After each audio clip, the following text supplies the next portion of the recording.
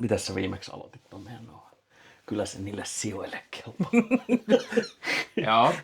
Ei kukaan laittanut palautetta, niin jatketaan sillä linjalla. Rö. Saatanan sijat. Oink, motherfuckers. Jätetään tosta oikeat sivut auki. Näytäs mulle nyt se kaavio. No mä näytän sen sitten. Sitten kun tutkitaan. Näytän sen sitten. Joo. Alright. Lyödäänkö nahkaklabia? Nahkaklabia. Pap. Heipä No hei. niin. Täällä taas. Hyvää iltaa ja tervetuloa. Iltapäivää jotain. Ja kakkoskauden kakkosjaksoon Kinematografia Satanicaen upotaan ihan justiinsa. Olemme katsoneet elokuvia, tai elokuvan, eli meidän Noita-trilogian toinen osa. Eli Halloween 3 Season of the Witch. Eli Noitien kaudella jatketaan. Katsotaan tähän väliin alkuun trailerit tuttuun tapaan.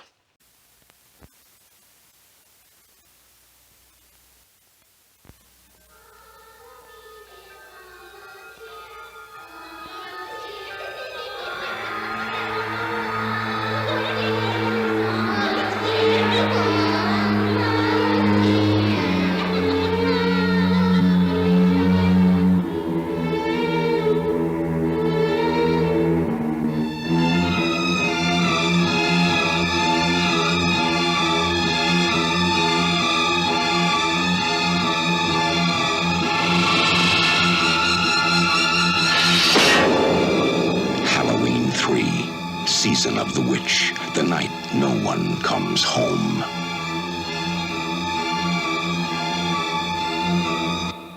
Se oli traileri sellainen. Ja niille, jotka nyt eka kertaa on meidän parissa, niin me ollaan tosissaan Kinematografia Satanicae, tämmönen leffakanava. Ja me katsotaan elokuvia, jotka meitä kiinnostaa. Ja analysoidaan niitä. Tai puhutaan ehkä paskaa niistä. Tai ehkä jopa joskus jotain syvällisempiäkin. Mutta minä olen tosissaan Ville. Tervetuloa Ville, minä olen Heinrich. Ja niin kuin äskeisestä trailerista ilmi kävi, niin se Halloween 3 Season of the Witch luvatusti oli aiheena. Eli maineikkaan ja mestarillisen kauhusarja Halloweenin 3. osa. Joo. Jonka siis on ohjannut Tommy Lee Wallace vuonna 1982. Suomessa tuli ensi-iltaan vasta tammikuussa 84, eli tosi myöhään.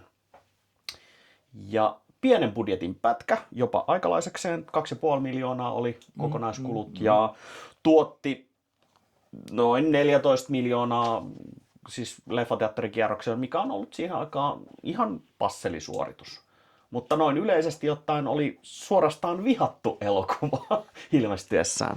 Ja Ymmärrän kyllä miksi. niin, syyt on aika ilmeiset. Eli siis Halloween-sarja ei pitänyt olla sarja. Ja siis Carpenter, sehän oli siis Carpenterille tilaustyö. Sehän ei ollut siis hänen intohimoprojektinsa edes alun alkojaan. Ja se ensimmäisen leffan ohjaajaksi palkattiin Carpenterin itsellään oli taustalla se, että se halusi tehdä yhden leffan ja sitten siirtyä niihin omiin ehkä enemmän intohimoleffoihin. Siihen vaiheessa se oli ohjannut oppilastyönsä Darkstarin, joka on kiehtova pätkä, joka ehkä joskus katsotaan. Ja TV-leffan Elvis oli ehkä ohjannut jo tässä vaiheessa. Nyt en ole ihan varma. Mutta aloitteleva Carpenter. Aloitteleva Carpenter. Ja tarkoitus oli, että se on se yksi elokuva, jossa selittämätön paha tappaa teinejä. Ja vahingossa sanotaan, että synnytti slasher-genren. Todellisuudessa slashereita on ollut sitä ennen jo jonkin verran ja hyvin samankaltaisiakin, mutta ensimmäinen Halloween on se, mikä niinku oikeasti löi sen puukodiskon läpi sinne mainstreamiin ja sitä kautta sitten tuli jäljittelijöitä ihan valtavat määrät. Kuuluisimpana nyt varmaan se Friday the 13th, joka on taas elokuva, joka syntyi siitä, että ohjaaja Cunningham halusi tehdä leffan, jonka nimi on Perjantai 13. ja osti mainokset ennen kuin leffasta oli edes ekaa kässäriin kirjoitettu. Mut se on niin kuin asiat kuuluu. Se on sitten tarina erikseen. Ja sitten tietty nykypäivän itse asiassa nyt ihan, hetkonen, tuleeko peräti ihan just teattereihin, vaan onko tullut uusin Scream? Vieläkö Screamia tulee? Kyllä, Vittu. kyllä. Ja siis eka Screamhan on loistava, toka on parempi kuin mitä moni luulee, sen jälkeen mä en ole kattonut yhtäkään. Joo, ei. Enkä aio katsoa.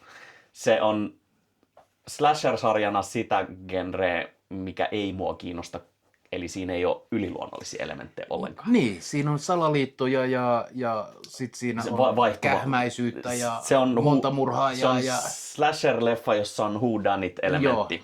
Eli se on fuck aina... That. Fuck that. Se kävi selväksi Mana ja 3 jaksossa.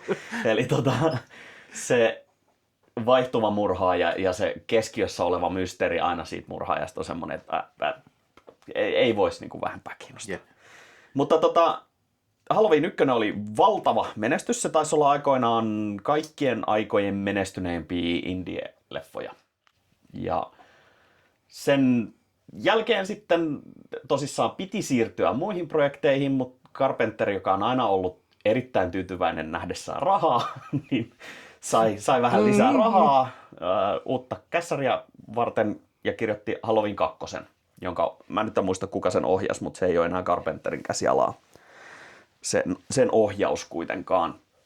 Ja se oli niinku tarkoitus, että se leffa definitiivisesti päättää Michael Myersin tarun. Ootko nähnyt noita muita Halloween-leffoja miten paljon? Mä luulen, että mä oon ne kaikki kerran nähnyt, mutta kun se ei ole koskaan kiinnostanut mua tippuakaan. Niin... Se on mua kiinnostanut hyvinkin paljon ja mä oon valitettavasti nähnyt myös 1 jälkeisiä leffoja. 2 on jännä, että siitä aikoinaan pidettiin paljon. Ja sit nykyään sitä on niinku alettu pitää ihan paskana. Ja. Tästä ei pidetty ollenkaan, kun tää tuli. Ja nyt taas hidden tää on game. Jep. Halloween 2 niin, päättyy niin, että Dr. Loomis sankarillisesti uhraa itsensä räjäyttämällä kaasupullon ja Michael se palaa hengiltä ja siitä ei voi mitenkään selvitä. Jep.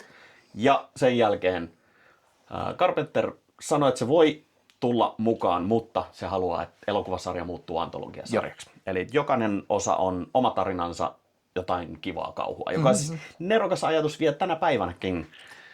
Enemmän antologialeffoja, joo. Joo, ja siis ei pelkästään niin, että on antologialeffa niin, että yhden elokuvan sisällä on 5 tarinaa, vaan elokuvasarja, jonka jokainen osa on oma kokonaisuutensa. Mutta joku löyhä sidos, tosi kiva idis. Ei vieläkään tuu. Siis TV-sarjoja, joo. Samalla kaavalla, mutta niinku kokonainen elokuvasarja näin, niin eipä ole.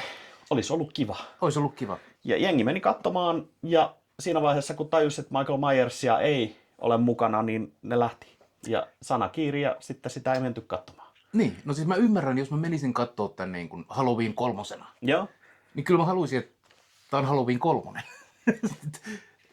vähän... Mut siinä lukee se Season of the Witch. Niin, niin. Samahan yritettiin siis tuolla Friday-sarjalla myös. Siis siinä on se 4 vai 5, missä ei ole Jasonia, vaan siinä on tämän yhden tapetun teinin isä, joka on sellainen ambulanssikuski, joka on pukeutunut Jasoniksi. Ja se on whodunit-leffa. Jep. Ja se on semmoinen, että kaikki sen sarjan täyspökäle-leffat, niin jengi on silleen, että okei, tää on itse asiassa aika hyvä.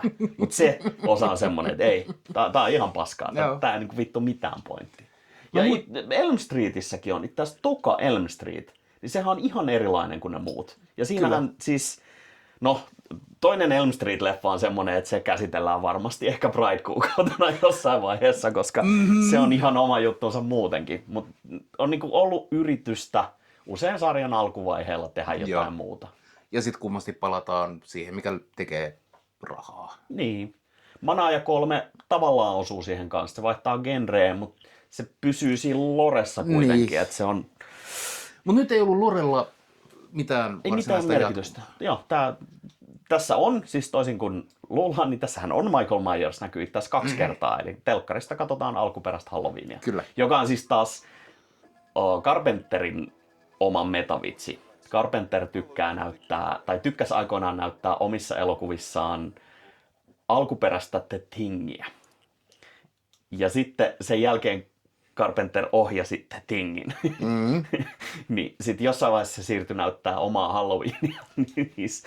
ja sitten myöhemmin sitä omaa Thingiä. Et se on, Carpenter näytteli omaa Thingiä. Niin. Mutta tämä ei ole kuitenkaan Carpenterin ohjaama leffa, vaikka tätä katsomalla voisi hyvin luulla, että se on Carpenterin leffa. Eli Tommy Lee Wallace, joka tämän ohjasi, niin näytteli alkuperäisessä Halloweenissa, oli yksi niistä Michael Myersin näyttelijöistä. Ja Carpenterin tuntenut lapsuudesta saakka, tai ainakin opiskeluajoista. Ja tämä ikään kuin kaverin kautta pääsi ohjaajan pallille, ja esikoistyönä ohjasi tämän.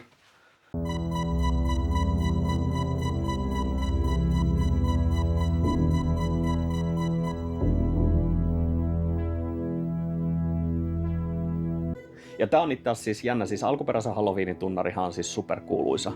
Ja sehän on piano. Joo, se on se. Ja tää on niinku ensimmäisiä niitä, missä Carpenter siirtyi tosi vahvasti tekemään täysin syntikalla. Ja käytännössä loi, no vittu, sen synthwave-skenen, missä se edelleen vaikuttaa. Ja Ihan hyvin ohjattu. leffa toimii. Siinä on opeteltu kuvakulmia, tarinan kuljetusta, kerrontaa Kyllä. toiselta ohjaajalta, joka on alansa parhaimmistoa, Niin. niin ei siinä nyt hirveästi voi eksyä tieltä. Ei. Erittäin näyttävä. Mä en kattonut, kuka tän on kuvannut, mutta en usko, että oli Dean Cundy, joka on siis John Carpenterin oma luotto-ohjaaja. Ja Dean Cundylle on tosi tyypillinen tietynlainen valaistus. Siellä näkyy nämä valojen tähtikuviot ja aurat näkyy niin kuin tosi vahvasti kameralinssistä niin kuin heijastuksina. Ja tässä oli jonkun verran sitä samaa niin kuin valaistustyyliä, mutta ei siinä määrin, että mä olisin voinut sanoa, että olisi ollut Dean Cundyn kuvaama. Se on myöhemmin siirtynyt tämmöisiin pikkuohjaajiin, niin kuin Steven Spielbergiin ja muun muassa Jurassic Parkin kuvannut.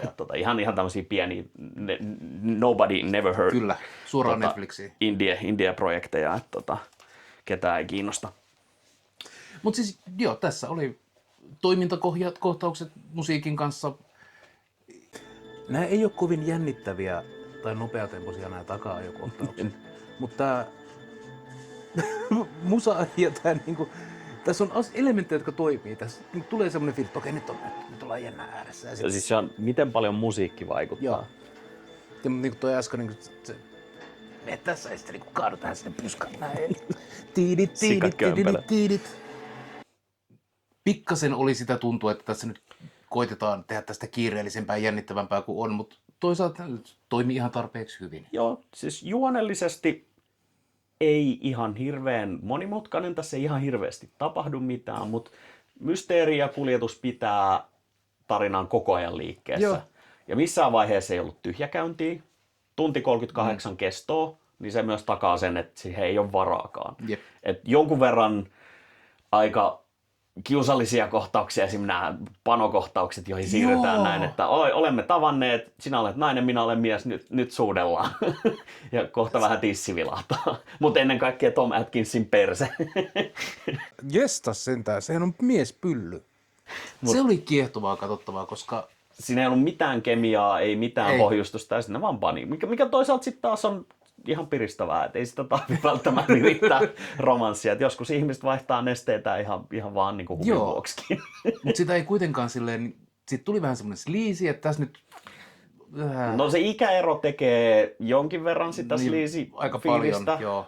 Olkootkin, että tohon aikaan niin se vaan oli niin, että miestähdet oli, se on se edelleenkin. niin. 50 naistahan ei saa marssittaa valkokankaalle ikinä.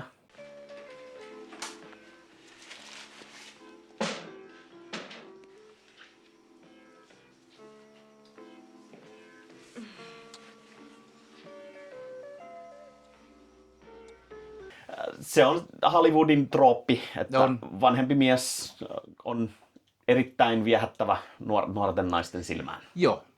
Et tässäkin leffassa 3 eri naista Kaikki oli kieli pitkällä. kiehnää Mitä ei nyt ihan herra Panoviksen suuntaan. Kanavamme tunnettu Tom Atkins. Mä huomaan, että sillä on tällaiset himonussia viiksi. Aina ollut tavaramerkki. Siinähän se oli Drive Angryssä edelleen. Jätkä on syntynyt 38 edelleen pystyssä. Antaa haastatteluja ja on virkeä. Pakko arvostaa. Siis kun mä en näe sitä miestä mitenkään seksikkään. Se on semmoinen niinku tosi niinku duunari, röiäijän näköinen. Joo. Että Atkins on niinku, se on miehinen mies klassisella tavalla. Syvään uurretut piirteet, ei ei komea, ei miesmallin näköinen, vaan niin kuin miehen näköinen mies. Saattaisi ihan hyvin olla Jyväskylän palvifestareilla myymässä kinkkua. Kyllä. Tai Alkon myyjä, tai traktorikuski polttolta. Joo, mutta kun näillä näyttelijöillä ei varsinaisesti ollut kemiaa, niin se tunti oudolta, että ne vaan niin kuin sit rupeaa bylsiä. Joo, ja sitten se vielä korostui siinä. Kukaan nyt ei, haluatteko te tätä? Onko tämä nyt niinku, onko teille kivaa? Se oli vielä siis kuvausten aikaan, niin tämä naisnäyttelijä, eli Stacey Nelkin, niin oli kästetty aika myöhään. Ja ensimmäinen kohtaus, mikä näillä näyttelijöillä oli keskenään, niin oli tämä panokohtaus. Ja ne oli molemmat naurannut sitä, että tämä on vaan niinku super awkward meidänkin mielessä. No shit, tämä välittyy ruudulta. Joo.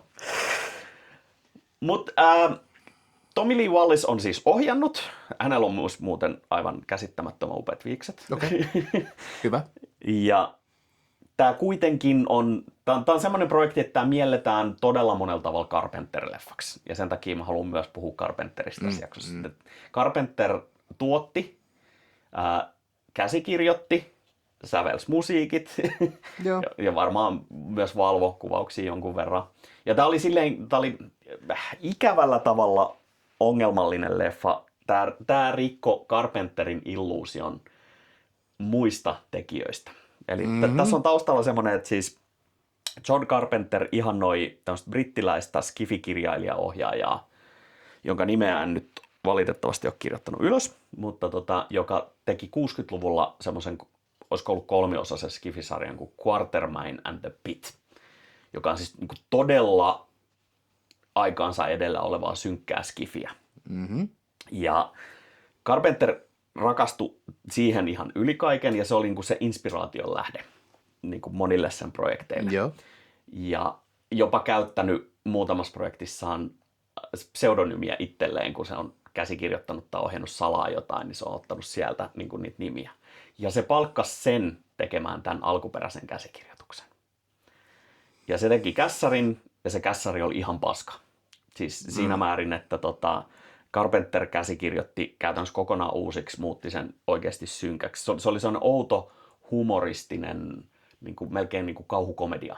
Ja siinä vaiheessa Joe Danten piti ohjata, eli mies, joka ohjasi muun muassa Gremlinsin. Taisi voinut olla hyvin eri elokuva. Jep.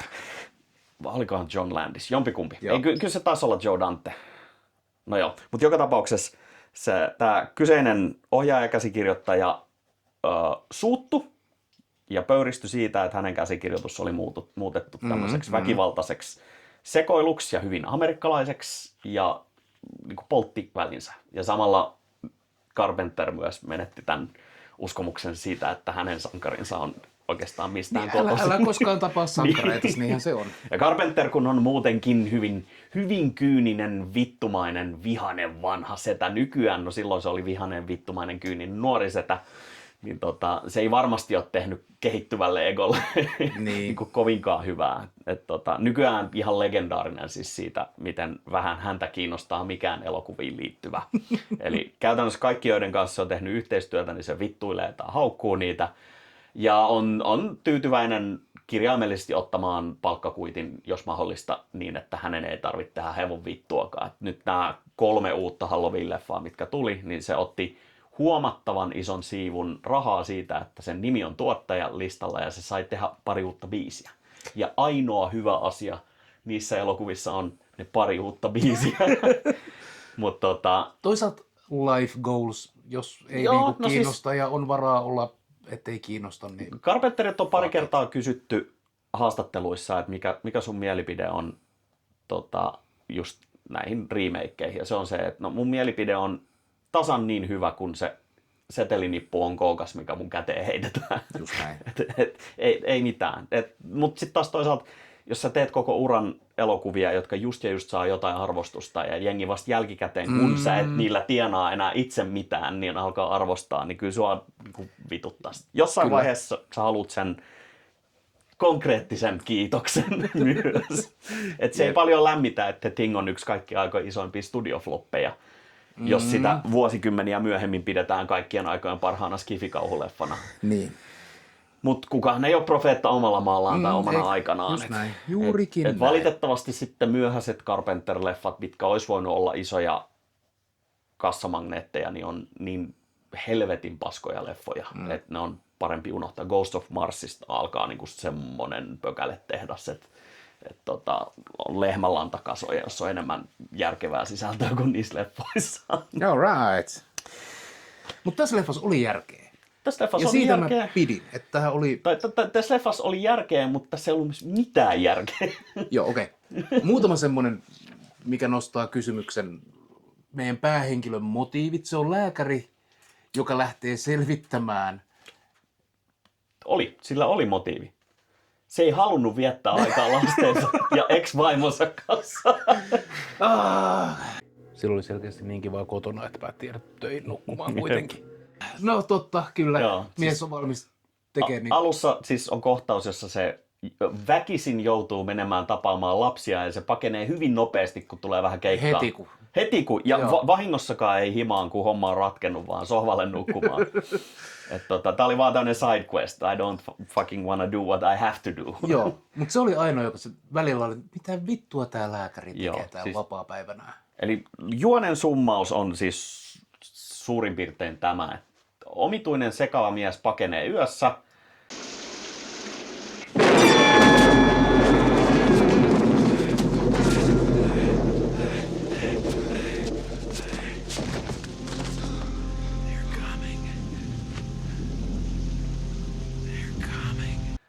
Otetaan kiinni ja lääkäri yrittää saada tolkkua sen puheista, kunnes myöhemmin tämä mies tapetaan sinne sairaalaan ja tämä lääkäri alkaa tutkimaan sitä murhaa, koska... Osittain, koska tapetun miehen tytär tulee paikalle ja on hotti. No, niin, osittain joo.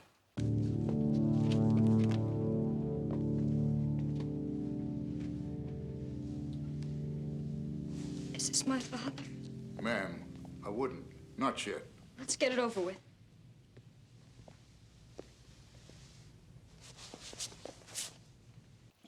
Ja tappaja tosissaan tappaa itsensä sen murhan jälkeen. Kyllä. Valelee itsensä bensalla ja... Joo, siis uskomattoman hieno väkivaltakohtaus, jossa se tappaa siis tämän vanhan ukkelin sillä, että se nipistää sitä tästä silmämunien tai silmäaukkojen läpi nenään ja vetää sen nenän ulos. Joo.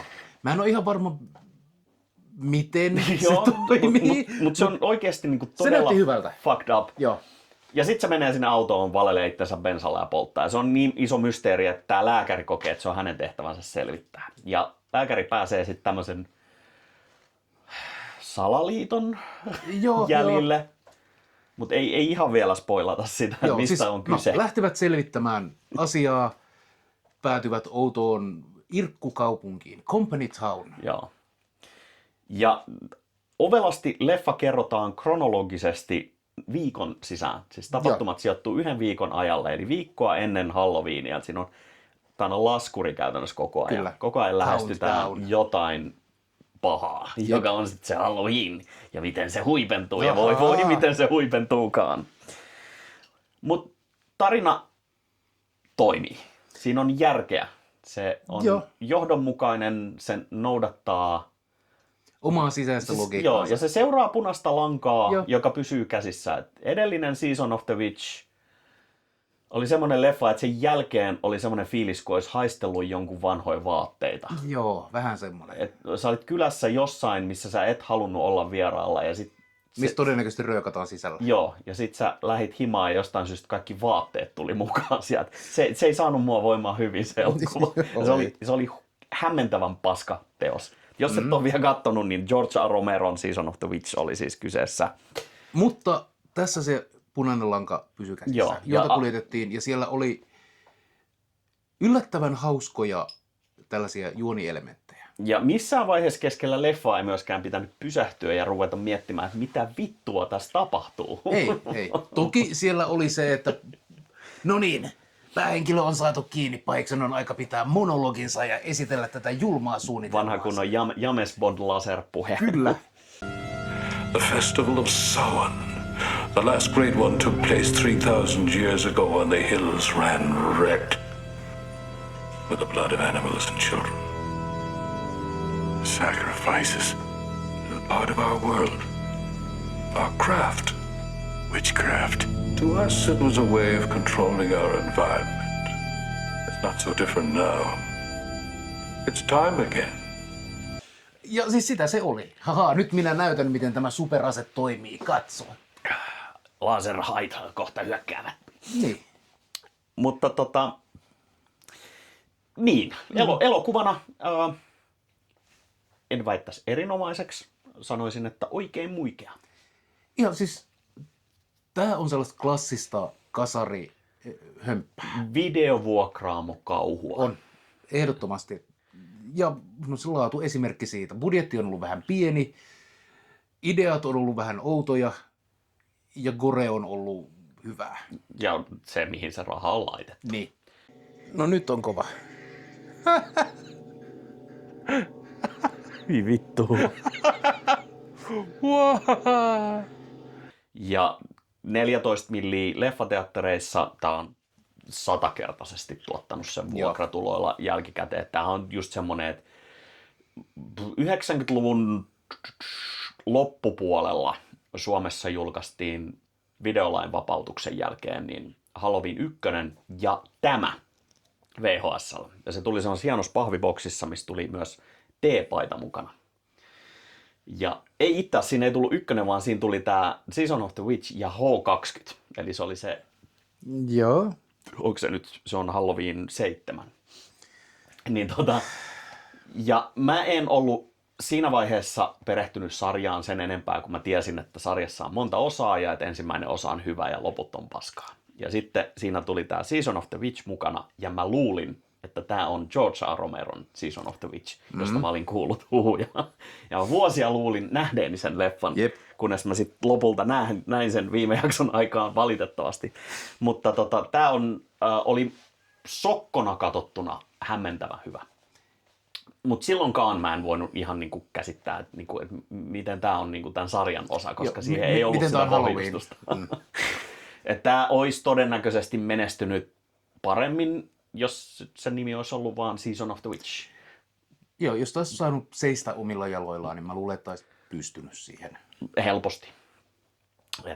Nykyäänhän franchiseit yritetään väkisin yhdistää tuottajien kautta, eli tänä päivänä tämä olisi varmaan Season of the Witch from the producers of Kyllä. Halloween, joka on semmoinen niin kuin löyhin paskatapa, että varsinkin kun sä voit ottaa sen lisätuottajan, joka ei ole tehnyt mitään, niin se on from the producers of Exorcist comes Deadly Dolls 4.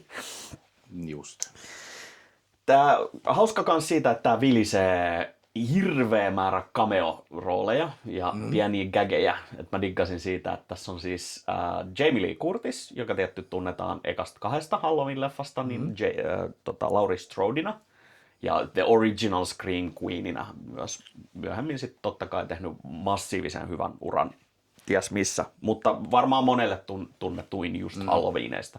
Ainoa myös, joka on palannut myöhempiin osiin useammankin kerran, jopa 2 eri reboot-saagaan. Mutta Jamilla on rooli tässä, kuten myös monissa Carpenterin itse ohjaamissa leffoissa, niin ääninäyttelijänä. Eli se on tämmöinen puhelinoperaattori ja sitten kuulutusääni. Kyllä. Ja saman roolin käytännössä toistaa Escape from New York-leffassa, jossa on myös kuuluttaja. Ja hämmentävästi Carpenterin itse ohjaamassa Usvassa, ei Usvassa, vaan se on Usva-nimellä suomeksi, mutta ei siis pidä sekoittaa The Mist-elokuvaan, eli The Fog. Niin siinä hän näyttelee Tom Atkinsin romanttista paria. Ja taas kerran 4-5 äijä jornii sitä 20 daamia. Mutta Atkinsin peppu näkyy siinä myös. No niin, hyvä. Se tasoittaa kannikat, kun ruudulla vilahtaa. Kolikko kolehtii kolahtaa tai jotain. Tämä on tämmöinen vanha sanonta. Niinhän se on. Irlantilaisissa piireissä käytetään usein. Kyllä, kyllä. Mutta vielä pakko mainita. Paras cameo ikinä. Tässä on siis Tommy Lee Wallace on ohjannut, mutta myös toinen Michael Myersin näyttelijä vilahtaa pienessä roolissa, eli The Assassinin roolissa, joka on tämä yksi näistä tappajista. niin on legendaaristakin legendaarisempi stuntmies, joka tunnetaan siis nimellä Dick Van Dyke. ei vaan Dick Warlock. Dick Van Dyke on Maija Poppasesta. Mutta on molemmat dikkejä. No joo, Miten no. sä erotat ne pimeässä?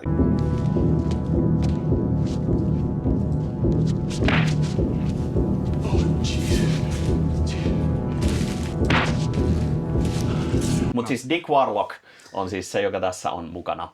Ja siis on yksi niistä 3 tai 4 näyttelijästä alkuperäistä Halloweenista, joka näytteli Michael Myersia. Jepin. Tai Mike Myersia, oliko se Austin Powers? Oli pakko vilauttaa se Joo, jo. hyvä. Mut joo, siis nämä salamurhaajat, jotka on meidän päähenkilön perässä. Päähenkilö on selvittämässä, mitä on tapahtunut. Suuri salamysteeri, eikö niin? Kyllä.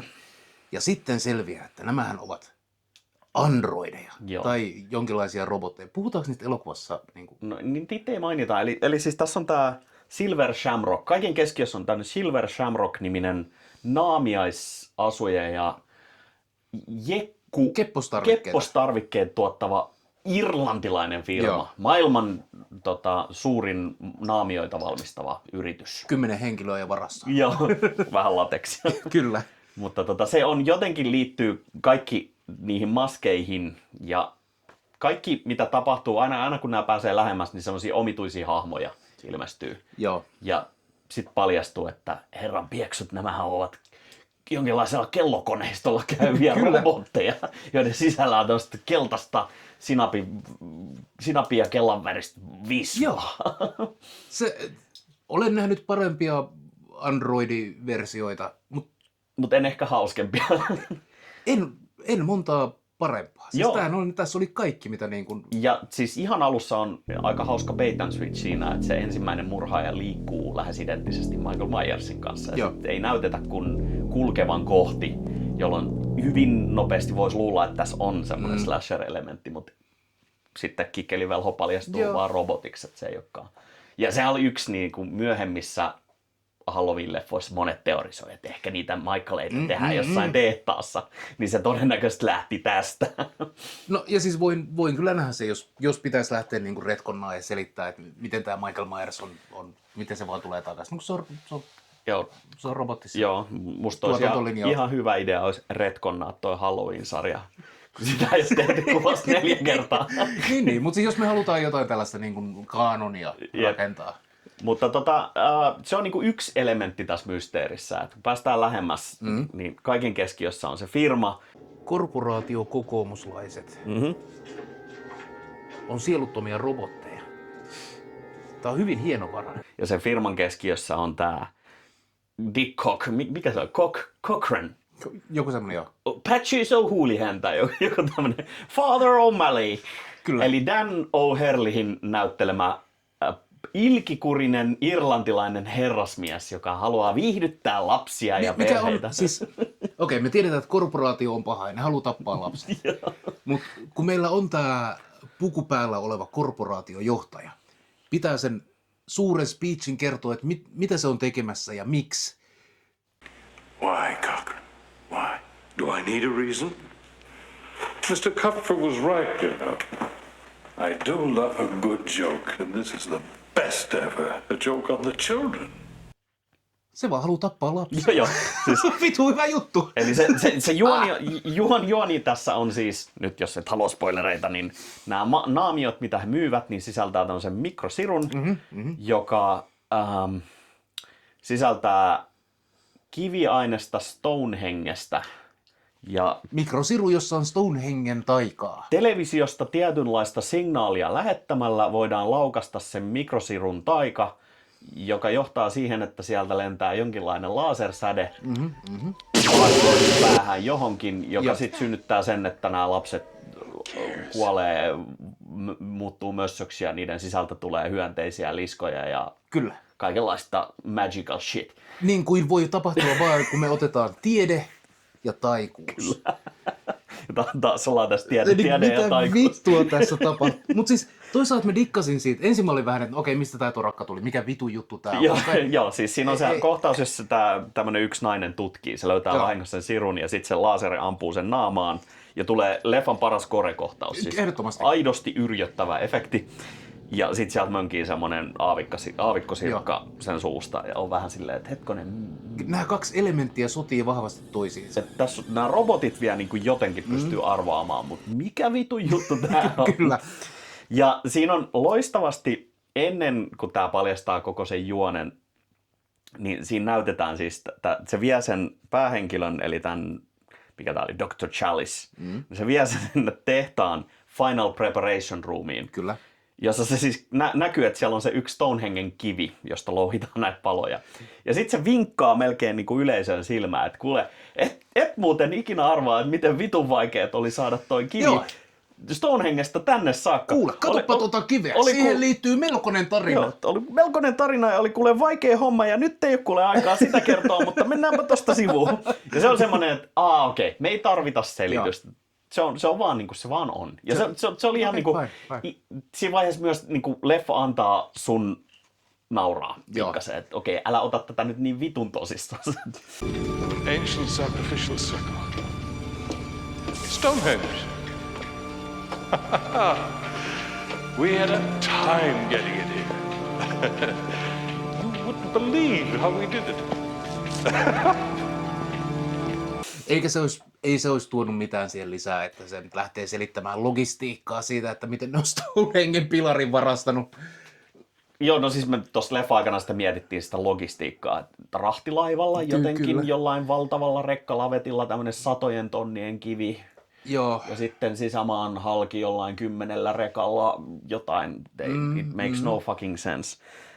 Mutta Tommy Lee Wallaceilta kysyttiin aikoinaan tämmöisessä expo-tilaisuudessa, että hei, toi Season of the Witch, niin miten noidat, Stonehenge, Halloween, lasersäteet, robotit, niin miten nämä niin kuin liittyy toisiinsa?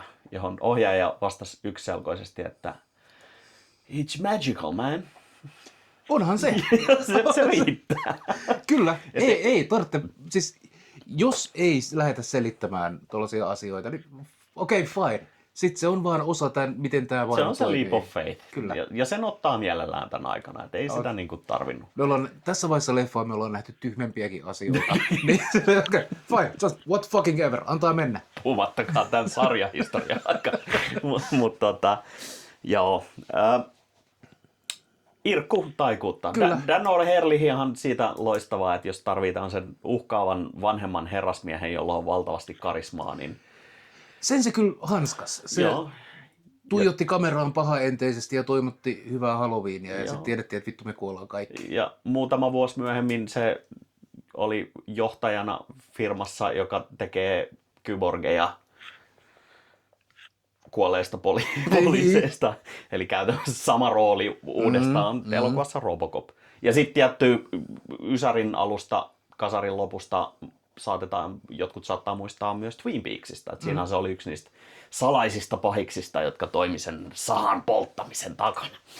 Mutta Dan O'Herlihy, upea klassinen, niin kuin kasvoiltaan karismaattisen ja stereotyyppisen irlantilaisen näköinen. Tässä oli vielä kasvattanut ne Leprechaun pulisongit. Se oli niin oikeastaan stereotyypin näköinen.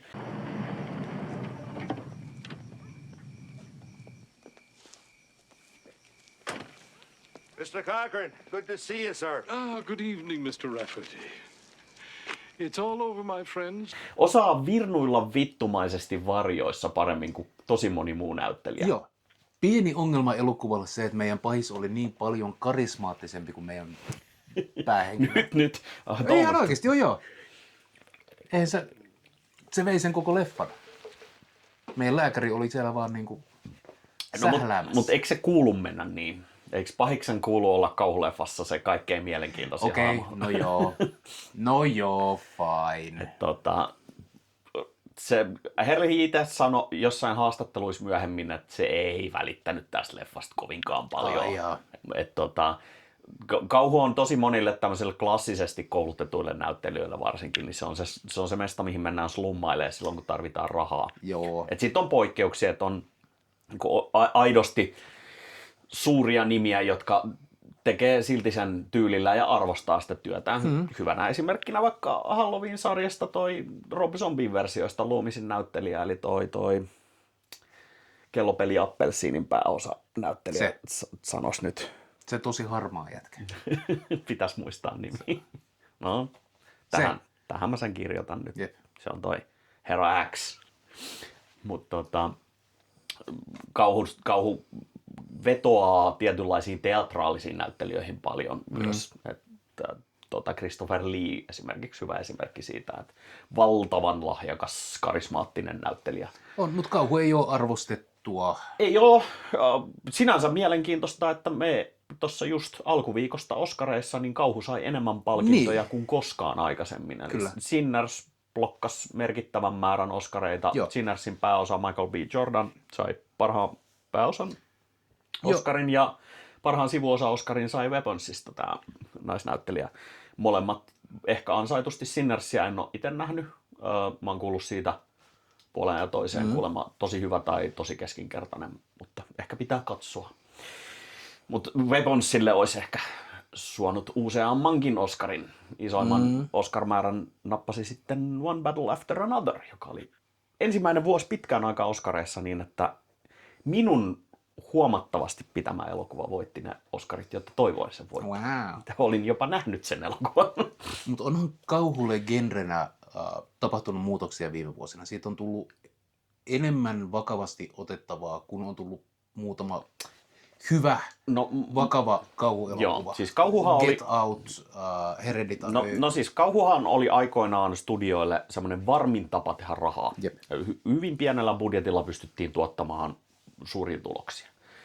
Ja monet sanoo, että kauhun vakavasti otettavuus tai sen uusi aalto tuli 90-luvulla Uhrilampaat-leffan myötä.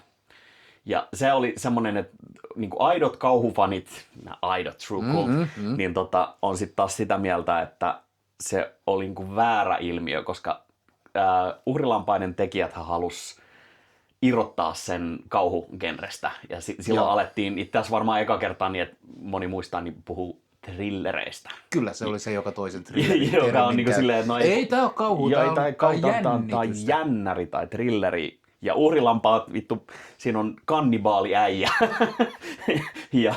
ja naisia palotteleva sarjamurha, joka pukeutuu niiden nahkaan. Sitä enempää niin kuin kauhu voi vittu olla. Mutta se oli se niin kuin iso Oscar-kahmia silloin Ysärillä. Ja se niin kuin, jossain määrin aloitti sellaisen uuden arvostuksen annon niin kuin kauhuun, mikä on ihan kiva. Että se on kiva, että arvostetaan, mutta monet kauhufanit tykkää siitä, että elellään vähän siellä marginaalissa, joten se niin kuin pikkasen kyllä se tökkii. kuuluu siihen. Se kuuluu. Ja niin kuin tässäkin, tässä oli paljon kämppiä. Joo. Tässä oli paljon sellaista niin kuin autenttista kämäsyyttä ja vähän sähläämistä. Ja Tämä on semmoinen leffa, että jos nämä ihmiset, jotka on nyt nähnyt sen Sinnersin esimerkiksi, joka on laadukkaasti ajatuksella toteutettu, sliipattu, upea, moderni kauhutoimintaelokuva, niin jos niille näyttää tämän, niin ne ei katso puoliväliin saakka. Niin. Että tämä ei vaan mene, koska ne ei saa kiinni siitä, niin kuin, siitä Camp Factorista tai yleensäkään ei ehkä arvosta praktikaaliefektejä tai hyvää soundtrackia tai niin kuin tällaista. Että se valmiiksi loppuun tuotettu paketti ei ole se, mitä suurin osa alan harrastajista haluaa, vaan just se särmikäs hiomaton timantti on usein paljon mielenkiintoisempi. No on saman punk-musiikissa, missä tahansa muusta tällaista niin kuin äärimusiikki-ilmiössä. Siinä mennään enemmän tunteilla kuin. Joo, ja siinä vaiheessa, kun ne bändit on soittanut niin pitkään, että ne alkaa osaa soittaa, niin ne yleensä tekee ihan paskaa musaa ja alkaa muuttaa poliittista kantaansa kanssa sinne oikealle päin.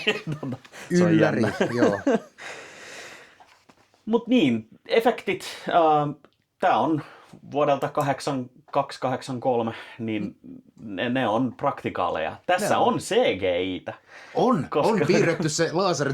Joo, se ei ole CGI, se on ihan käsin piirrettyä, mutta CGI-tä on siis alussa intro-ruutu, Aivan. joka on joo. siis upea. Siis viiva kerrallaan piirretään se klassinen Halloween-kurpitsa ruudulle, Carpenterin säveltämä biisi taustalla. Niin Joo. hieno twisti Halloween-saagan klassiseen introon ja ehkä varmaan näyttävin näistä. Et siihen käytettiin 4 viikkoa sen intro-osion tekemiseen. Osittain varmaan siksi, että sen mallintamisessa meni aikaa niin paljon. Olihan se monimutkainen kuvio, jonkun on pitänyt se käsin koodata siellä joka rivi. Upeat. Oot varmaan nähnyt ton Escape from New York. Kyllä. Siinä on se klassinen kohtaus, missä se lentää sillä liidokilla New Yorkin yläpuolella ja näkyy niin ne wireframe, semmoiset lankakuvat. Tiedätkö, miten ne teki sen? No. Ne on siis pianoismalleja, jossa on teippiä, värikästä teippiä. Ei ollut rahaa eikä aikaa tehdä, niin ne maskeeras sen näyttää CGI:ltä.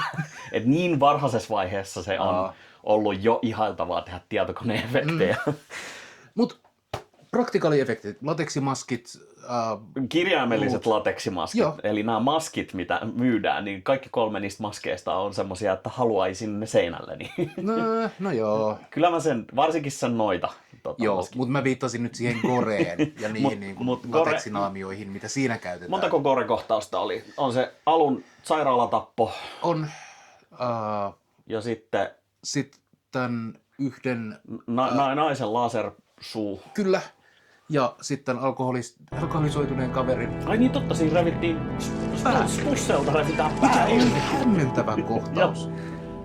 Se ja upea korostaa sitä häiriintyneisyyttä niistä väkivaltakohtauksista. Väkivallan toteuttaja on nämä robotit, joilla ei ole tunteita. Jep. Ja ne on vaan niin kuin tuijottaa tyhjyyteen ja repii päätä irti. Vähän niin kuin Securitaksen vartijat. Tulee... Joo, tuolla menee tollanen jätkä, sillä on viinapullo kädessä, viedään se kameroiden ulkopuolelle ja vedetään turpaan. Ja sitten Sitten oli sää perhe, joo, jonka... no tässä kohtaa siinä loppupuolella tosissaan ne demonstroi sitä, että miten tämä mikrosiruaikapommi toimii. Ja siinä otetaan katsojilta viimeiset luulot pois siitä, että mihin suuntaan tämä leffa voi mennä. Ja tapetaan lapsi ruudulla. Mikä on... Minä kannatan lapsien tappamista. Toivottavasti kukaan ei ota tätä kontekstia. Mutta siis se on tehokeino, joka on ihan hillittömän tehokas.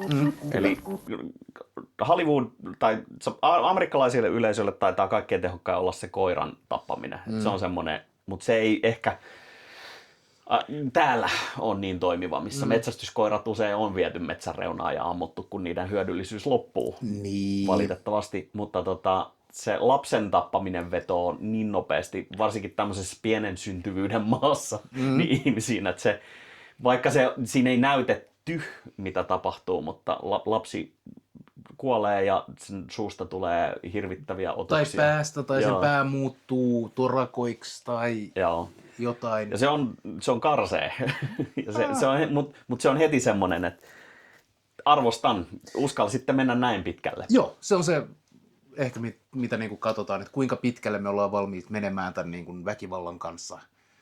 Ja sitten kun me ollaan valmiita tappamaan lapsia, niin sitten me ollaan saatu aika perille. Ja siis kauhu lakkaa olemasta kauhistuttavaa siinä vaiheessa, kun se on ennalta arvattavaa. Jep. Eli niin kauan kun sä et voi ennustaa, mitä tapahtuu, niin kauan sä voit myös pelätä. Siinä vaiheessa, kun sä tiedät, että päähahmolla on plot armor päällä, niin se ei jännästi enää pelota ollenkaan.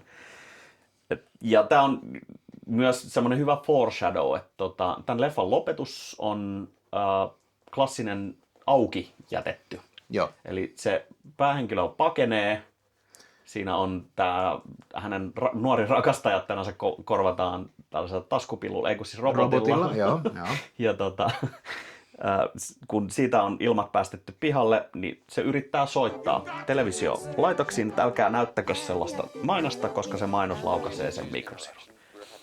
Ja sitten se huipentuu siihen, että viimeiset minuutit katsotaan telkkaria, kun ne teknisten syiden takia lopettaa sen mainoksen. Ja sitten viimeisellä eli 3. TV-kanavalla se mainos jää pyörimään ja päähenkilö huutaa ja huutaa, että lopettakaa ja lopputekstit. Ja se on tehokas. Oh. Mutta se ei ole niin tehokas kuin se olisi voinut olla. Eli alkuperäinen versio lopetuksesta oli niin, että sen sijaan, että olisi vaan tullut roll to credits ja biisi, niin oltaisiin kuultu miljoonien lasten huuto, kiljunta ja itku samaan aikaan. Ja se oli Tom Atkinsin eli päänäyttelijän mielestä oli liian rankka. Ja mä oon jossain määrin samaa mieltä, että se olisi niin kuin tosi pysäyttävä, tosi rankka lopetus. Mutta se on vähän semmoista niin kuin turhan synkkää ehkä. Tai... Mä olisin vetänyt, tiiäksä, vaihde silmään ja mennään sinne ja sitten niinku lopputekstin, okei, tää on se, miten mä tekisin sen. John Atkins no. Kreditit lähtee tulemaan. Sitten me leikataan sinne sellaisia, missä on savuavia kaupunkeja, raunioita, jotain niinku yksinäinen äiti kantaa kapaloa, jossa on niinku vaan se maski ja sitten sieltä valuu jotain paskaa ja täysyhteiskunnallinen sortuminen. Niin kuin Linnut-leffan loppu, missä näytetään se yhteiskunnan hajoaminen. Kyllä, sitä mä jäin kaipaamaan. Sä olisit halunnut sen Manaa jo 3 lopetuksen. Ei. Kyllä. Bang! We won! Ei, mutta mä olisin kaivannut enemmän sitä, että se oltaisiin niin viety vielä överimmäksi, koska musta tuntuu, että koko leffan ajan pikkasen himmailtiin ja jännitettiin sitä näiden androidien niin kuin ne väkivaltakohtaukset, mitä ne androidit teki. Ne oli lopulta aika kliinisiä. Joo. Ja harvakseltaan. Ne tuli ja ne androiditkin. Ja sitten ne teki, sit se oli siinä. Ne oli hyvin työläisiä. Joo. No passion. Ehkä mä olisin kaivannut enemmän myös sitä niin kuin, taikuuden gorea, koska ei sitäkään lopulta hirveästi näytetty. No siinä oli se lopussa se taikapiirikohtaus, joka oli niinku erikoinen, koska se ei niinku oikeastaan sopinut tuohon leffaan. Ja se vaikuttaa tänäkin päivänä aika keskeneräiseltä. Eli se päähenkilö heittää mikrosiruja semmoiseen piiriin, johon ne TVt on käännetty. Ensin sen pitää mennä ja hiipiä huoneen keskellä olevaan tietokoneympyrään. Jossa hirveästi vilkkuvaloja. Näin, ja sitten se tietää painaa oikeat napit ja vääntää oikeata vipua ja hieroa oikeaa klitorista. Ja sitten se on hakkeroitu. Joo, se käynnistyy se paha signaali. Jonka jälkeen sen pitää ottaa kasa mikrosiruja, kiivetä niiden jätkien päälle ja heittää ne sinne. Ja sitten ne alkaa räjähtelee niin ilotulitukset. Joo, ei ne räjähdä, ne ampuu niitä laasereita. No kun tässä olisi mun mielestä, tässä oltaisiin voitu päästä siihen, että nyt niin kuin vedetään höysseliksi. Miksei nämä tyypit niin ala räjähtelee sammakoita tai jotain muuta, tiedätkö? Kun on niin robotteja. Magia purkautuu. Mä olisin kaivannut sitä, mutta ne on vähän ching. Joo, mutta sitten se purkautuu, eli sitten se kehä rupesi niinku hohtamaan, jolloin tämä Father O'Malley, Johnny Cochran joku, niin seisoo, vinkkaa kameralle silmään. Nyt kävi näin. Taisitte voittaa, bada bing! Ja sitten se hohtaa ja katoaa. Joo. Se ehkä tempastiin kotiplaneetalleen, niin kuin tää sanoit. on mun... Vietiin kotiplaneetalle. Se meni sinne sateenkaaren päähän, missä oli se pot of gold. Mä ymmärrän, että asioita jätetään selittämättä, mutta se oli semmoinen, että... Mutta sen olisi voinut hoitaa paremmin, se olisi voinut olla tyydyttävämpi. Tiedätkö, mikä vastaa tuon? No. It's magic. Magic man. Mutta tiedätkö, nyt kun me puhutaan niin kun elokuvahirviöistä, joo, niin tässähän oli ikiaikainen leffahirviö suosikkini, nimittäin kapitalismi. Joo.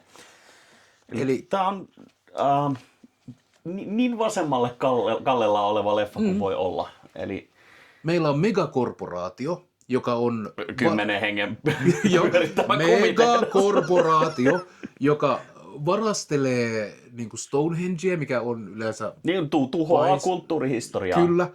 Totta muuten, edes ajattelua. Ne tuottaa tällaista niin kuin, hyvin amerikkalaista Halloween-teemasta muovivitun krääsää, jota kukaan ei tarvitse, johon me kaikki kuollaan. Ja niiden lopullinen pyrkimys on tappaa lapsia. Joo, tämä on tämä, että jos susta tuntuu siltä, että joku paha korporaatio on niin kuin vaan out to get you, niin tässä se on niin kuin kirjaimellinen. On. Ja sitten se on vielä tämä television mädättävä vaikutus, eli se millä ne hyökkää, niin on television kautta. Sieltä ajetaan lasten päähän pahat ajatukset ja ne kaikki möröt tulee korvista ulos. Just näin. 8 more days to Halloween, Halloween, Halloween. 8 more days to Halloween, Silver Shamrock. 8 more days to Halloween, Halloween, Halloween. 8 more days to Halloween, Silver Shamrock. Ja siis leffassa itsessäänhän tämä, niin kuin sanoin, niin se siis pääpahis ilmoittaa, että mä teen, I did it for the lols. Tämä on vaan niin kuin eeppinen jäynä. Kyllä. Eli nykyinen YouTube-ilmapiirihän tekisi sen Prank bro. Just a prank bro. Eli se haluaa tehdä vaan, koska mikään ei ole vittu niin siistiä kuin tappaa kaikki lapset. Niin. Kun on jo keksinyt tarttuvan vessapaperin muun muassa. Mutta toki ymmärrän, onhan niin kuin moni meidän kansanperinteisiin liittyy tällainen vähän synkempi aspekti Halloweeniin tai pääsiäiseen nyt etenkin, jolloin liikutaan pukeutuneena ja friikeiksi ja tuonpuoleiset voimat ovat liikkeellä ja muuta. Niin, mikä muuten on siis Halloweenin perinne? Tässä lausutaan oikein, eli siis Samhain kirjoitetaan, mutta lausutaan Samhain, käsittääkseni oikein. Joo. Mutta siis tässä sanottiin, että 3000 vuotta sitten huipentui Samhain siihen, että uhrattiin lapset jossain kukkuloilla. Joo. Mutta mikä on Halloweenin? Suomalainen kekri kai liittyy jossain määrin samoihin perinteisiin, eli jonkunlainen niin kuin sadonkorjuujuhlahan se on. Kyllä. Eli vuoden syklijuhla, johon liittyy nimenomaan sadonkorjuu. Kaikki, mitä talven varalle pitää hillota, on hillottu. Varhaisimmista viljoista on saatu kaljat tässä vaiheessa. Ja sitten nyt sitä safkaa on. Kohta tulee talvi. Niin ja suomalaisilla on kekripukki, irlantilaisilla on... Vaikka huru mykke mitä. Mutta se on jotenkin liittyy siihen, että niinku verho eri olevaisuuksien välillä on ohuempi, jolloin kuolleet vaeltavat keskuudessamme. No siis, kyllä. Mutta se naamioituminen liittyy jotenkin alun perin siihen. Että... Joo. Uskontotieteellisesti puhutaan liminaaliajoista ja liminaalipaikoista. Joo. Esimerkiksi kirkko on pyhä paikka. Se on liminaalipaikka. Siellä voi tapahtua pelottavia asioita. Varsinkin jos sinne menee öiseen aikaan, niin se on niin kuin absolute no-no. Ja voi esim. Tavata papin. Esimerkiksi. Yöllinen pappi ei ole. Vittu. Mutta sitten on myös aikoja, jolloin tuonpuoleinen on vaan enemmän läsnä, kuten joulu tai Halloween tai häät, hautajaiset. No tässähän se sanottiin, että planeettojen asennot. Joo, mikä oli myös, me ei selitetty vedettiin vielä vähän tää astrologia, koska miksei. Ei me päätetä näitä, kun planeetat päättää. Okei, well fuck. Mutta ne maskit, nimenomaan. Nyt kun vietetään tällaisen niin kuin kansanuskon mielenmaiseman mukaan, me vietetään liminaaliaikaa, jolloin liikkuu tuonpuoleisia persoonia. Tuolla liikkuu ihan oikeasti hirviöitä ja ihan oikeasti kuolleita sieluja. Silloin turvallisinta on näyttää yhdeltä niistä. Ja no, jos naapuri tietää, että täällä on kaikenlaisia friikkejä ja sitten me ollaan friikkejä ja me mennään sen ovelle ja sanotaan karkki vai keppo, niin me saadaan kepposia ja karkkeja. Ja se on niinku, mitä halutaan. Tämän takia mä pidän aina gimp-maskia päässä, kun mä avaan oven. Todellakin. Mutta se siis liittyy siihen, että on uskottu, että on näitä niinku tuopuoleisia persoonia. Ja nyt me vaan sujahdetaan joukkoon, koska tällöin tänä aikana tuonpuoleiset ovat tervetulleita täällä ja me tämänpuoleiset kuolevaiset ollaan vaarassa, jos me vaan mennään niin kuin kasuaalisti hengailemaan sinne. Siinä suhteessahan tämä leffan pahis halus niin vaan lähentää kuolleiden ja eläviä niin keskenään. Sitten tehdään niistä elävistä kuolleita, niin ne on lähempänä. Mutta kaikenlaiset niin kuin, tavallisina aikoina tehdyt asiat, tabut muuttuu. Joten jos sun pitää tehdä joku tämmöinen massiivinen jäynä, niin Halloweenina. Ja mikä on sen massiivisempi jäynä kuin tappaa kaikki lapset? Mutta liittyykö uhrit mitenkään Halloweeniin tai Samhainiin tai Samhainiin tai sillä kekriin? on sitten pidemmät irlantilaiset juuret, jossa on niin kuin pakanallisina aikoina ihmisuhreja käytetty nimenomaan. Oliko druideilla siis ihmisuhrit? Kyllä. Joo. Tai no druideista tiedetään hyvin vähän. Niin, enimmäkseen se, mitä kristit on kirjoittanut jälkikäteen. Mutta se ihmisuhrit on olleet osana sitä kulttuuria ja niillä on pyritty vaikuttamaan todennäköisesti nimenomaan viljelykseen, maanviljelykseen ja niin kuin resurssien keräämiseen. Pyritään saamaan hyvää onnea, kun me stäbätään tätä sotavankia selkään ja tuupataan se, mikä se, bog. Suo. Kyllä. Mutta en mä silti sanoisi, että tää leffa olisi silleen kulttuurillisesti, uskonnollisesti hienostunut, että seuraisi mitään varsinaista. No, irlantilaiset tuntuu olevan niin kuin tosi chillejä sen suhteen, että miten heidän traditioitaan niin kuin ryöstökalastetaan niin kuin kaikkeen, koska niitä ei kiinnosta vittuukaan nämä rasistiset stereotyypit. Olkootkin, että osittain siksi, että irlantilaiset on ollut Euroopan yksi aikoinaan niin kuin oikeasti sorretuimmista kansoista. Mutta niin. Niin se on... Kun parisataa vuotta englantilaisten kolonialismia. Mutta se on... Suomalaiset uli se, jos meidän traditioihin kajotaan, niin aika nopeasti. Ja tosi monet muut, varsinkin Keski-Euroopan valtiot, trademarkkaa esim. Perinneruokiaan. Mutta sitten irkut on silleen, että no vittu Halloween. Eeppinen jäynä bro, tapetaan kaikki lapset. Mites St. Patrick's? No tätä mä mietin kanssa, että tässä oli ne käärmeet. Se oli se yksi elementti, mitä sieltä Skidin sisältä tuli. Ja niin Irlannissa ei käärmeitä pitänyt olla. Eikö Pyhä Pate juuri ne ajanut helvettiin sieltä? Niin. Että oliko se semmoinen, tää oli sittenkin semmoinen deep state, we're taking it back -tyyppinen ratkaisu, jossa irlantilaiset tuo käärmeet jenkkeihin. Mä en usko, että on ihan niin. Todennäköisesti enemmän vaikuttanut se, että me saadaan tämmöinen käärmeproppi tähän hintaan. Niin me meinaat, että kalifornialaisia kalkkarokäärmeitä ei ole tuolla Emerald Islandeilla ollut tapettavana. No. Mutta mikä Pyhän Patrikin tarina? Mä tiedän vaan sen, että se ajoi käärmeet pois. Pyhä Patrik tuli Irlantiin ja ei tykännyt käärmeistä ja sitten lähetti käärmeet pois ja käännytti kaikki pakanat ja sitten kaikki iloitsivat. Mutta se ilmeisesti toimi, koska käärmeet siellä ei ole vieläkään. Niin. En mä tiedä, onko siellä. Mä oon monta vuotta miettinyt, että jonkun pitäisi viedä sinne vähän käärmeitä. Joo. Taskussa muutama. Kyllä se heti. Niin, no tunnetusti tämä niinku, tämmöiseen biosfääriin vieraslajien tuominen yleensä tuottaa hyvää.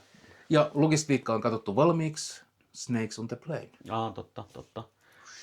Mutta toisin kuin tämä Stonehengen kivi, niin me voidaan kertoa, että mitä se tehdään. Se ei ole salaisuus. Se ei. Me vaan airdropataan niitä. Käärmeeksiä Irlantiin. Haetaan Unescon kulttuuriperimän rahaa tälle projektille. Käärmeet takaisin Irlantiin. Voi. Ja otetaan vihreät verkkopyyttöneitä, niin se pysyy kato maasto. Hei, se on hyvä. Joo. Kyllä siinä, kulttuuri-identiteetti säilyy. Kyllä jonkun rahan saa jostain ihan varmasti. Jos ei muuten, niin pyydetään tältä Cochraneilta vähän, koska se ilmeisesti rahoittaa eeppisiä jäyniä, bro. Silloin myös varaa omaan niin kuin, privaatti Androidi-armeijaan ja kyllä tämä selkeästi on globaali supervoima. Miten sitten tämän leffan nimi on Season of the Witch. Ja tässä mainitaan noituus tasan kerran. Ja se sanoo, että it's because of the craft. Ja sitten mainitaan, että witchcraft. Me puhuttiin edellisessä jaksossa siitä, että onko noituus naisille tyypillisempää. Mutta tässä on siis kirjaimellinen miesnoita. Kyllä. Niin mutta oliko se noita? Oliko tässä mitään noitaa? Olihan se. Sillä oli oma tämmöinen paha suunnitelmansa, mikä yleensä nyt liitytään noitiin. Noidethan haluaa pahaa. Lasten tappaminen on ollut noitien semmoinen keskeinen trooppi niin kuin keskiajalta. Ja yleensä vielä se syöminen niin kuin kansantaruissaan. Niin. Sitten tämmöinen kansanperinteellinen kujeilija-motiivi. Se nyt on siellä, kai se ihan ihminen oli, mutta sillä oli taikavoimia, koska väikäs. Mikrosiruja. Niin, no se on se, mitä, se oli vaan mitä sanottiin, että sitä vittu ammut liekillä hiekkaa niin kauan, että hiekka alkaa laskea matematiikkaa. Niin kyllähän nyt taikuutta on aika selvästi. Ei sillä ollut taikasauvaa eikä hienoa hattua, mutta kyllä se nyt ihan selkeästi noita oli. Tai se ei kerinyt pukea niitä ehkä. Mutta niin, noita, se teki yliluonnollisia asioita vanhoihin kiviin liittyen. Planeeton asentoihin ja muihin liittyen. Joo. Mutta For the lulz. Kyllä se joo, no. Menee noita representaatioja, ja siis karismaattinen esiintyminen ja ihan oikea paha pahis. Showmies. Kyllä. Mutta tämä leffa päättää Halloween-saaga siihen, ja monet on sitä mieltä, että olisi ehkä ollut ihan hyvä, että olisikin päättynyt. Se on leffasaagana valitettavan perseestä. Olkootkin, että tosi monelle semmoinen guilty pleasure saaga. Että tämän jälkeen palattiin niin sanotusti ruotuun, eli Halloween 4 on sitten, olisiko se muistaakseni peräti nimeltään Return of Michael Myers. Tehdään niin kuin hyvin selväksi, että joo, sorry, hei, oli vaan pranki, bro, nyt palautetaan takas.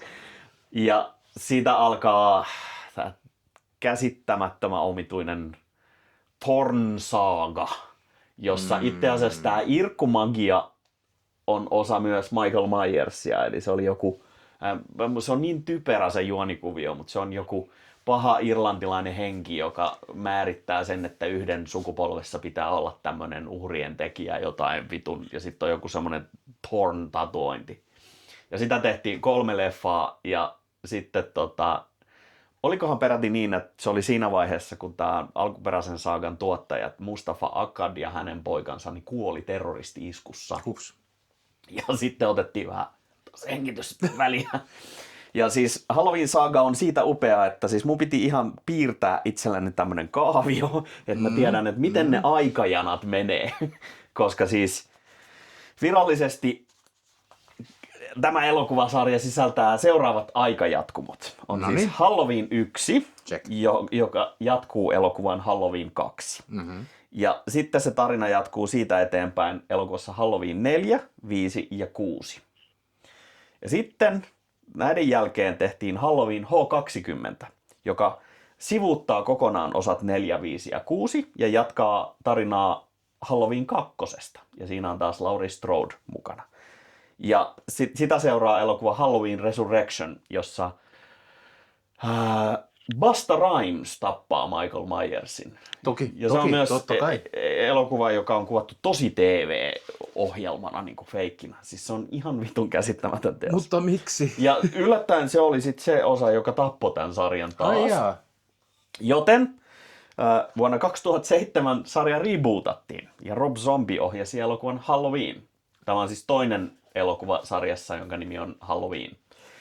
Ja tämä oli itse asiassa ihan passeli. Tästä mä tykkäsin. Se on huomattavasti mainettaan parempi. Ja siitä on myös 2 aika erilaista versiota. Mutta se on ihan jees. Tosi monet ei tykännyt siitä, että siinä Michael inhimillistetään. Se on niinku väärin kohdeltu lapsi. Niin, ja se vähän niin kuin unohtuu siinä vaiheessa, kun se alkaa tappaa, niin sit sille ei ole niin oikeastaan mitään väliä. Se on myös kaikkein brutaalein Halloween. Ihan ehdottomasti. Ja siis sen takia mä siitä tykkään, todella, koska Rob Zombien tapa näyttää väkivaltaa on ja siis ultraväkivaltaista, se on myös niin se on tosi hyvin tehty leffa. Se on tosi hyvin kuvattu. Olkoonkin, että siinä on pikkasen sitä 2000-luvun alun musiikkivideo-meininkiä, mikä zombille on vähän turhankin tyypillistä. Mutta mä tykkäsin itse siitä, kun se tuli. Ja en ole nyt hetken katsonut, mutta todennäköisesti varmaan pitäisin vieläkin. Ja tälle tuli jatko-osa. Ja sille on jatko-osa, Halloween 2, joka on siis Rob Zombien ohjaama myös. Ja se on 2 täysin erilaista leffaa. Niin on. Siis, ootko nähnyt molemmat versiot? Siis siitä samasta elokuvasta. Aha. Siis siitä on... Siis se ottaa, siis Halloween 2, Rob Zombien Halloween 2 on osittain se on remake siitä edellisestä Halloween 2. siinä, että siinä käydään läpi sitä sisko-veli-aspektia, että Laurie Strode on se sisko, mutta siinähän käsitellään sitä traumaa. Siis sen kakkosen pointti, tai Rob Zombien 2 pointti on se, että siitä on siitä Laurista tulossa murhaaja pikkuhiljaa. Ja sitten tuottajat sotkii pahasti ja se jumiutuu. Ja siitä on siis 2 ihan erilaista lopetusta, jossa toisessa on valtava valkoinen yksisarvinen, jolla ratsastetaan. Sen minä olen nähnyt. Ja se on se, niin kuin huomattavasti se oli vähän semmoinen parempi lopetus, koska se toinen on sitten taas tosi tylsä, missä mun mielestä Laurie ja Michael molemmat kuolee sinne johonkin taloon tai jotain. Mutta se on ihan vitunmoinen shit show se 2. Siis kenelläkään sen tekijöistä ei ollut hauskaa sitä tehdessä. Näyttelijät oli kurissa oloissa, ohjaaja kitui sitä tehdessä. Zombie ei halua tehdä sitä. Se siis rahateknisistä syystä pakotettiin tekemään se. Ja se on siis, se on parempi leffa myös kuin mitä monet antaa ymmärtää, mutta hyvä leffa se ei ole missään tapauksessa. Tosi hyvää gorea välillä ja Sherry Moon zombie ratsastamassa valkoisella hevosella on jotain, mitä katsoo ihan mielellään. Suggestiivista. Mutta siinä tuodaan niitä yliluonnollisia elementtejä, telepatiaa ja kaikkea niin kuin hämmentävää mukaan, mikä ei niin kuin tähän sarjaan ehkä niinkään kuulu. Ja sitten, koska se 2 floppasi, niin sitten vuonna 2018 tehtiin elokuva Halloween, joka on siis 3. Halloween-niminen Halloween-elokuva Halloween-sarjassa. Ja se sivuuttaa kaikki muut paitsi ensimmäisen leffan. Ja siinä on nyt taas Jamie Lee Curtis jälleen kerran näyttämässä Laurie Strodia, mutta tällä kertaa se ei ole sukua Michaelille, vaan se on niinku se noudattaa sitä Carpenterin alkuperäistä ideaa, että se on vaan sivullinen, joka ei liity mitenkään Michaeliin.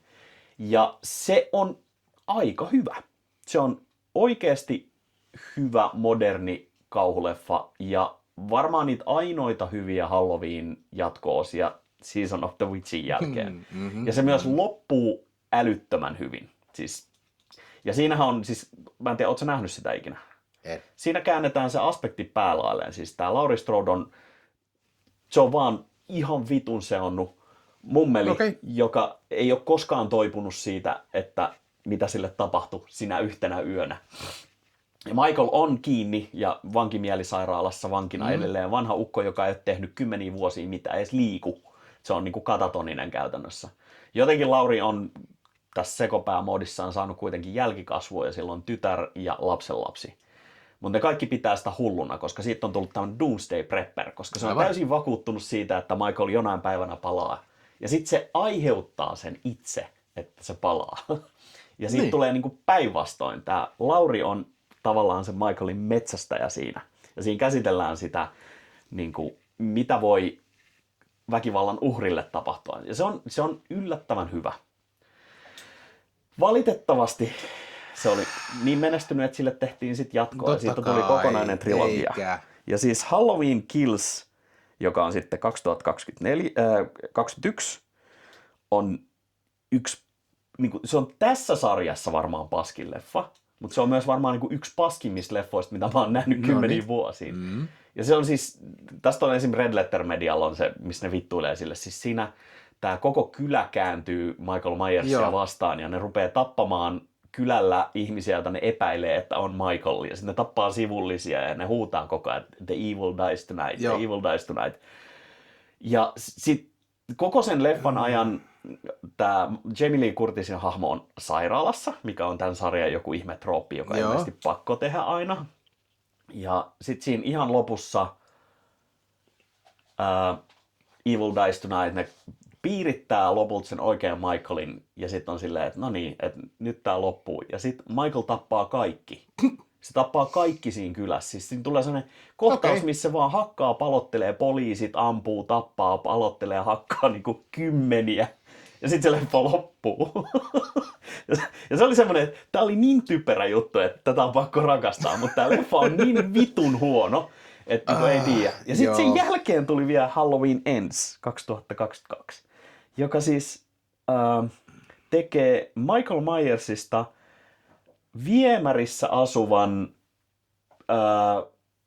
omia ajatuksiaan muihin siirtävän tämmöisen eläimen raatoja syövän hahmon, joka siis alkaa muuttaa tämmöistä vahingossa lapsen tappanutta lapsenvahtipoikaa niin uudeksi Michael Myersiksi. Ja se on semmoinen, että vittu, täällä ei ole mitään tekemistä minkään kanssa. Mutta toi voisi olla ihan mielenkiintoinen aspekti, jos sitä olisi käsitelty jotenkin järkevästi. Ja siis siinä on todella hyvä aloitus siinä leffassa. Siis se kertoo miehestä, joka siis vahtii lapsia ja tapahtuu ihan karsea tragedia. Ja siis todella paha väkivaltakohtaus, jos lapsi kuolee. Ja se on se, mitä tässä Halloween 3. tapahtui, joka on semmoinen alussa heti luulo. Mutta sen jälkeen, kaikki mitä sen jälkeen tapahtuu, on niin vitun perseestä, että katsoisin mieluummin betonimyllyn pyörimistä tienposkessa kuin sen leffa uudestaan. No mikäs on sitten seuraava Halloween-leffa? Kai niin on tuotannossa jo. Mä jätin siis Halloween 3 ulos, koska se ei toistaiseksi ole saanut jatkoa, mutta jos mun pitäisi veikata, niin varmaan sekin sai jatko-osa jossain vaiheessa.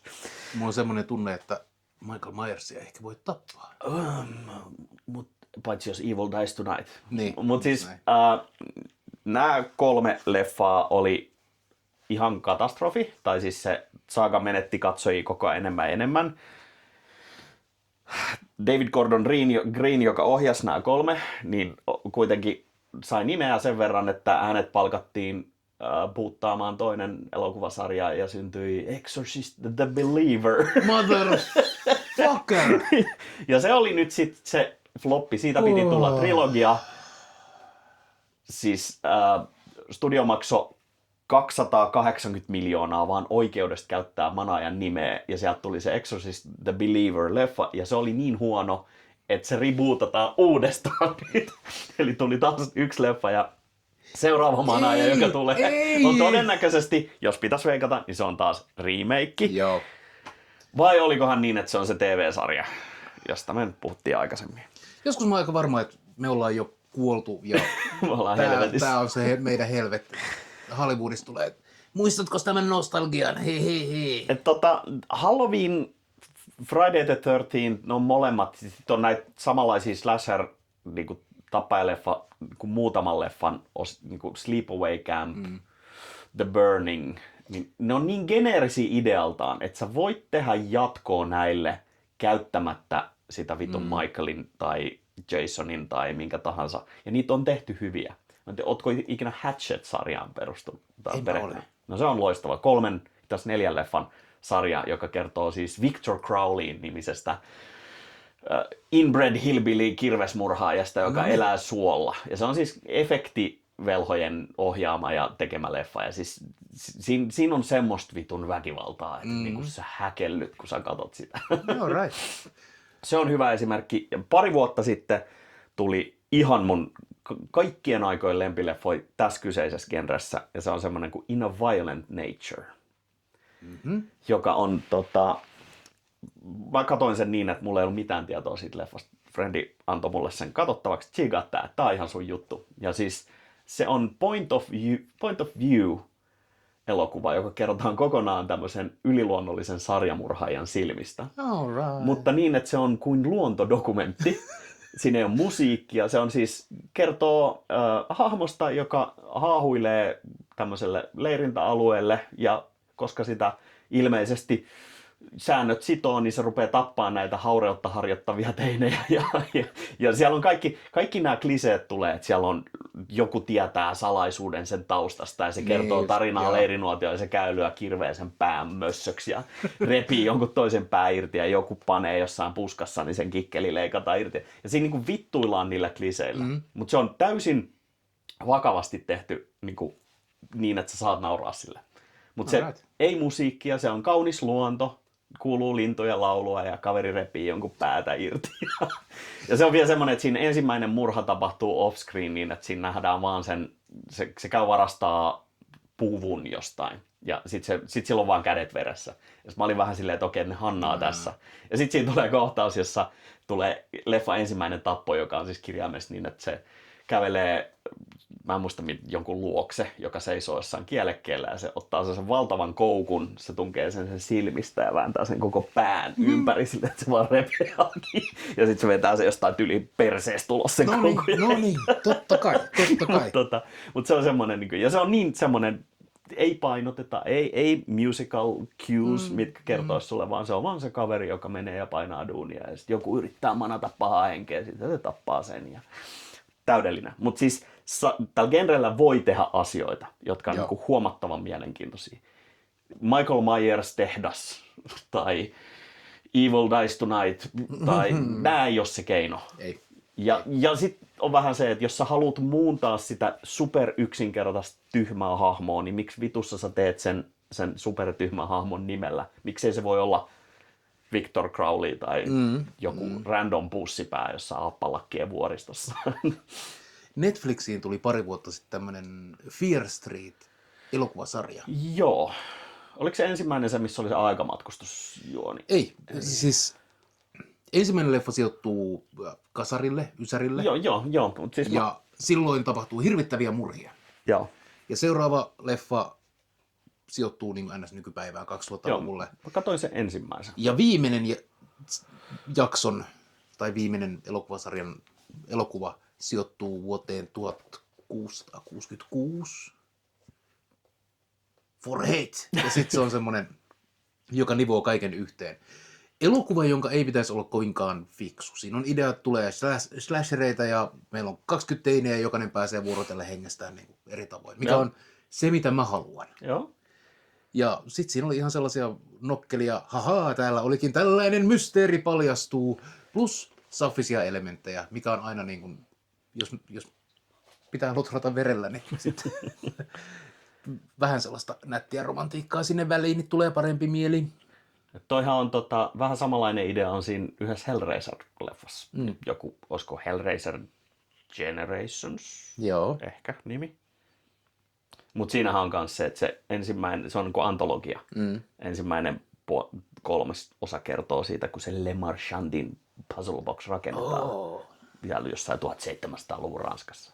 Tietenkin. Sitten se keskimmäinen on nykyajassa ja sitten se 3 on siellä huipputulevaisuudessa joku monta 100 vuotta, joka on niinku ihan makea idea. Niinku, Jason X, sama kanssa. Siis viedään Jason avaruuteen, mutta tehdään se niinku, se olisi Jason leffa niinku, vakavissaan. No ei todellakaan. Mut Skifin tuominen kauhuun voi luoda hyviä juttuja.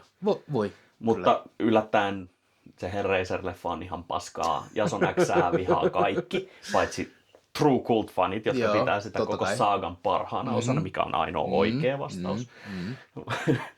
Ja no, Season of the Witch on paskin Halloween ikinä. jos olet Michael Myers-fani.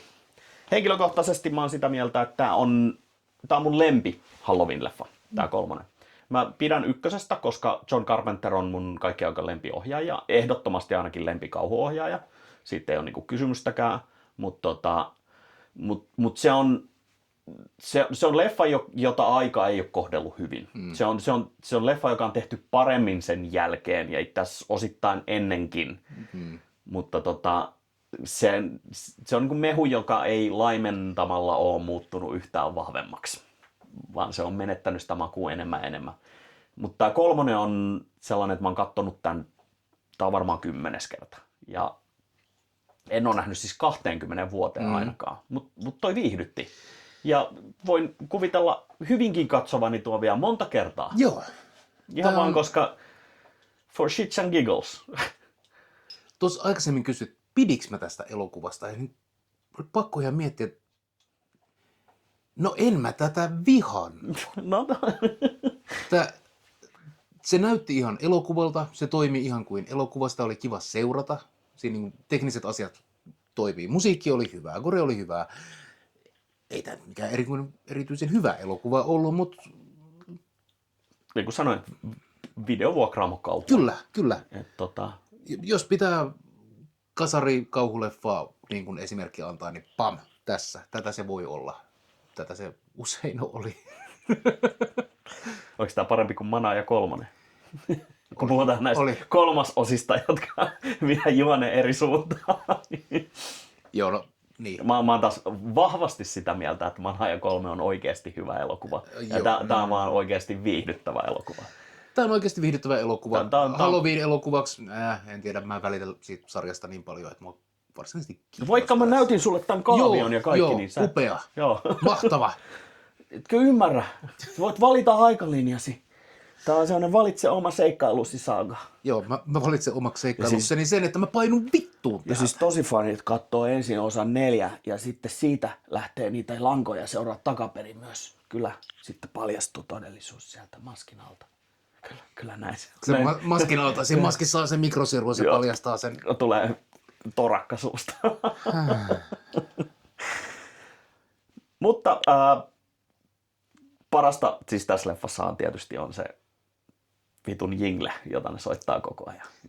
Ja siihen on mun mielestä aika hyvä lopettaa. Mä luulen, että me jätetään tähän loppuun semmoinen tyhjä kohta, missä me vaan jammaillaan ja kohta saatte nauttia se saman vitun aivomädän. Joka muuten siis sinänsä upeeta, että siis tosissaan tässä varoitellaan lapsia, että niiden pää mätänee ja räjähtää. Varokaa brainrottia!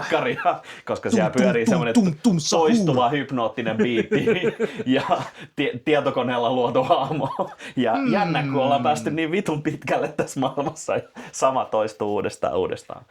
Mutta näihin hypnoottisiin tunnelmiin niin päät heilumaan. Ensi jaksossa katsotaan Season of the Witch. Season of the Witch, mutta jotain aivan uutta. Ainoa näistä 3 mitä mä en nähnyt. Ei kun ei, en mä ollut edellistäkään. Valettelin heti suoraan. Paskia.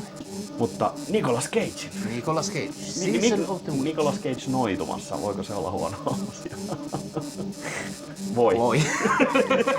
Mut siihen palataan ensi kerralla. Hei hei. Ja näin. Nonni.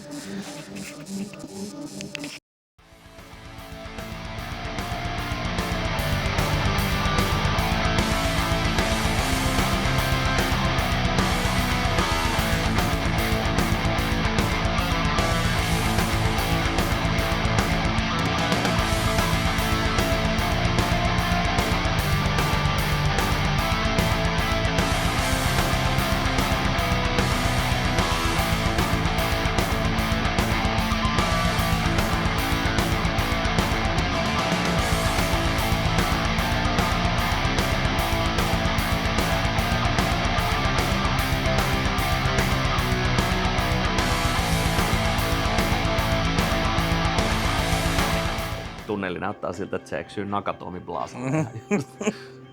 Tulee Bruce Willis vastaan tuon tunnelista. Jep. Ei sun sukkia, Sampo.